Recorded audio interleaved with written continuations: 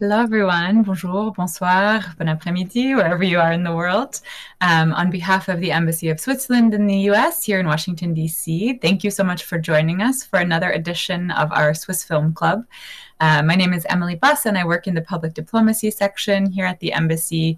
We're so excited this month as our March Swiss Film Club and also as part of the Festival de la Francophonie to be screening the film Kickball Change. And I'm really, really excited to be joined by its director, Geraldine Rod from Switzerland today. So we look forward to hearing from you, Geraldine, all about the film and to having you answer our questions. Thank you for joining us. Thank you. Hello, everybody. So just quickly, I wanted to share that Geraldine is a director, a screenwriter, editor, cinematographer, and producer from Lausanne in Switzerland. She studied art and design and cinema in Geneva, in Montreal, and in Cologne.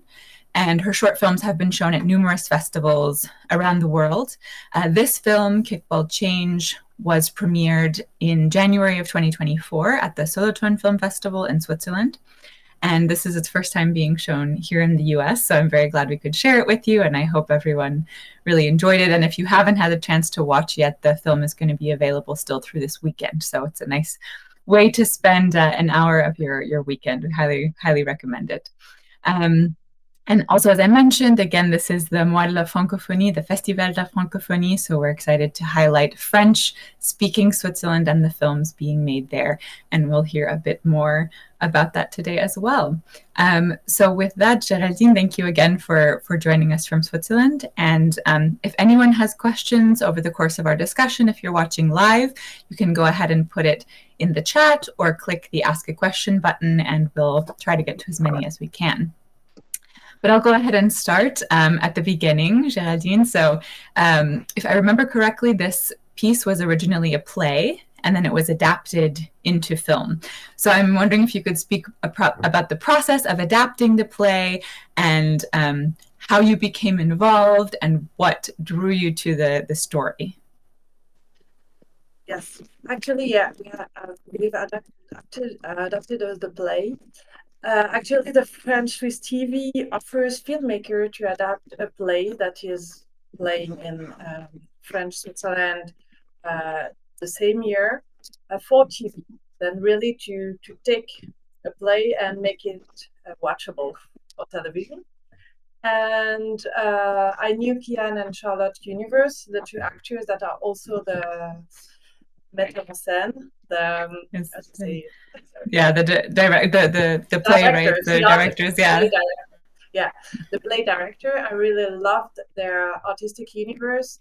I found them really funny, and I knew they were collaborating on one new play, and we talked together and I asked them to make this collaboration together for the French Swiss television. Yeah. Great.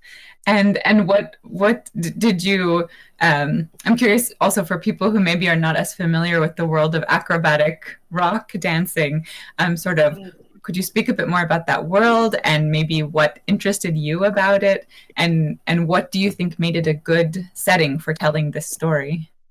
Yeah. Then for acrobatic rock, it's really between dance and sport. There is dance steps, but also really impressive acrobatic figures. I like the idea of making a film on this piece because of it was story of friendship, because of the glitter, and also the theme of the co-creation. What happens when we create with somebody else? That I think is really interesting. And why it was a good setting? It could be really dangerous, and dancers are passionate. For me, it wasn't. Yeah, there's a lot that happens in it seems like not a lot of time, but there's a lot. You see them go through the whole rehearsal process, and I won't spoil the ending for anyone who hasn't watched the film yet, but there's a lot that happens there. And so I'm interested to hear also about the filming process itself, because I understand it was a pretty short filming period. So could you speak about that? And then did you have a lot of footage to work with? What was the editing process like? Yeah, then it was a TV product, and it's a really low budget film, and we shoot it during 4 days. Wow. Then for 50 minutes, it's really short because I mean normal feature film, but it's also another setting. Usually 34 days here, and here it was 4 days. We had just one location. It was really important not to move because we didn't have the time, and we had a lot of footage. I think I just cut one scene that I didn't take on the film because I mean we had to do this 50 minutes for television. Then we put a lot in the film.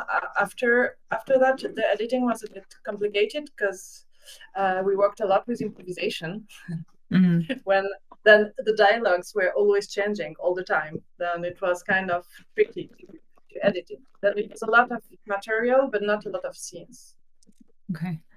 Yeah, and that's a good transition to my next question because I'm curious to hear about the dialogue. I know you were also one of the writers, and I think that's one of the things I really love about the film is the dialogue and just the sense that you're really seeing two friends in their daily life. It feels very real. So you did say there was a lot of improvisation, but I'm also curious to hear more about the writing process and how that changed throughout the filming. Mm.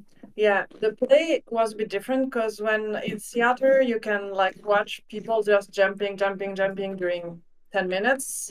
In a film, it's a bit more difficult. Then we had to rewrite some scenes that were really impressive on stage, but on film, it's not. Then we had to rewrite that. Then we changed a bit like the duration of scenes. And they were already using the improvisation on the play, and we kind of push it a bit further. We and sometimes I was even giving them rewrite kind of tasks for the dialogues. Then they knew exactly they have to go there and go there, but Mm. it was not written. It was not the words. Uh, and before each takes, I was giving sometimes different inputs to Charlotte or Kian that didn't know what I told the others, and they could have some surprises that make this improvisation also more real because it was real. They didn't know what the other was doing, and after what makes it really difficult editing, my editor was kind of sometimes furious when it was a super dialogues, but we were yeah, but That's great. And I love that idea of having them surprised by the dialogue from the other. That I think also contributes to making it feel very realistic having two friends exchanging.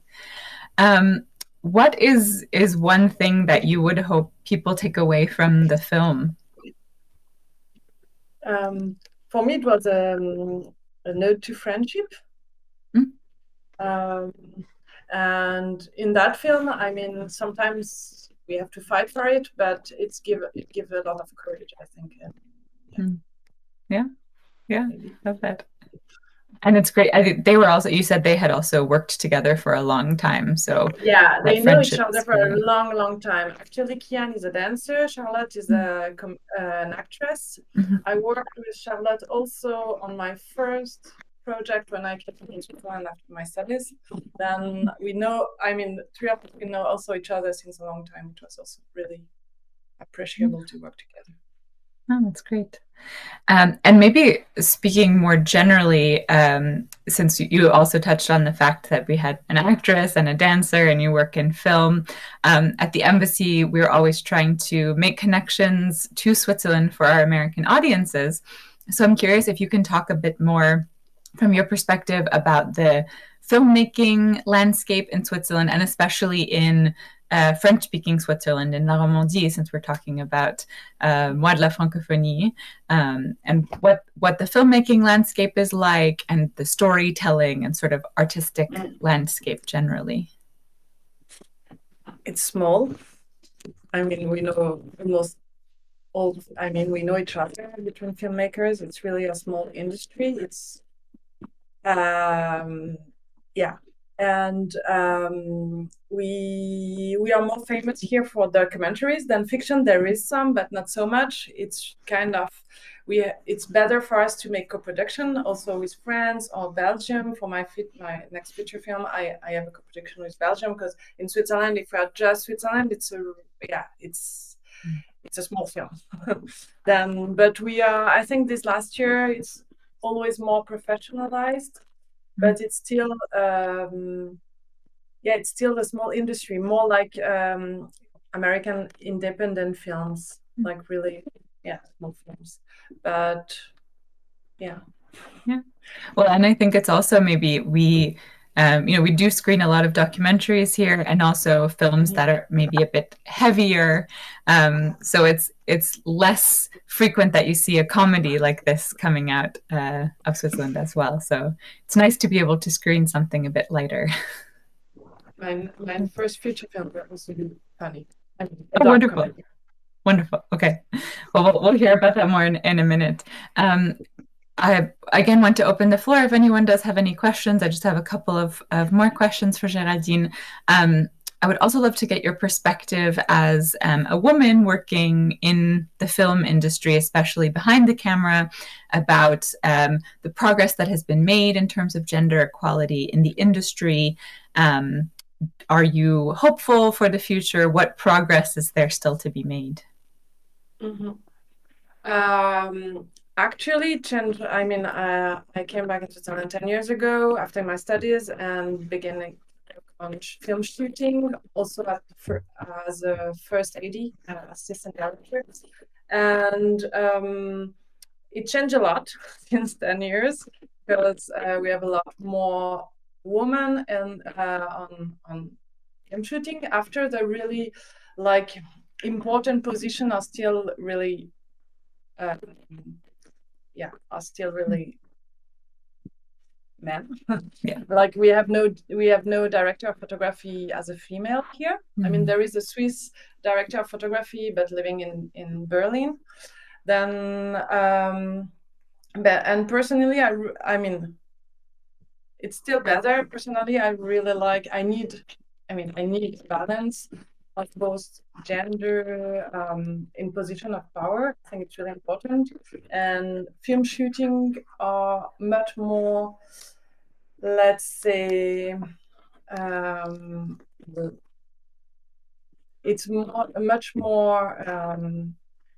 It's better now that there is a bit more woman also on set. But at the beginning, it was kind of, you have to be really tough. Yeah.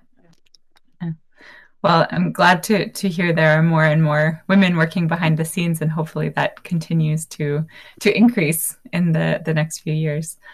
And then finally, my last question, we've referenced a little bit your next project and your feature film that you're working on, but could you tell us a bit more about what you're working on now and what we'll see from you next? Yeah. Then I'm working on a feature film for cinema. Yeah, theater. And it's a fantastic feature film, also with a lot of humor, I hope. And it's about, actually it's funny because it's after it's questions, it's about women at work in the luxury hotel. Mm-hmm. And I'm also writing this one. I hope to shoot it next year, because we finished the scenario and we are actually financing it. And I'm writing also the second project about the beginning of Art in Switzerland. With the art of or naive or crazy people. And it's about the Swiss artist named Alois Corba and her relationship with her doctor. Wonderful. Great. Well, hopefully we'll be able to see those here in the US soon, and maybe also screen them at the embassy. That would be wonderful. Right. Well, with that, I want to thank you so much, Geraldine, for sharing with us today, for joining us, for allowing us to show your film. And I'm really glad that more people are able to see it here in the US. Thank So, you. Thank you very much to invite the film, to show the film. Thank you to the ones that already watch it or will watch it. I hope you will have some. Thank you. yes. And thank you. Yes. Wonderful. And yeah, as a reminder, if anyone hasn't had the chance to view the film yet, it's still available through this weekend. So we hope you will have the chance to do so. And with that, I want to thank you again on behalf of the Embassy for joining us today and for continuing to support our film programming, which is now the Swiss Film Club is going into its 6th year. So we wouldn't be able to keep going if you weren't very interested in seeing all these Swiss productions. So thank you for that. And to stay updated, please subscribe to the Embassy's newsletter, or you can follow us on social media at Swiss Embassy USA. And with that, I'll wish you a wonderful rest of your day and bonne fête de la francophonie.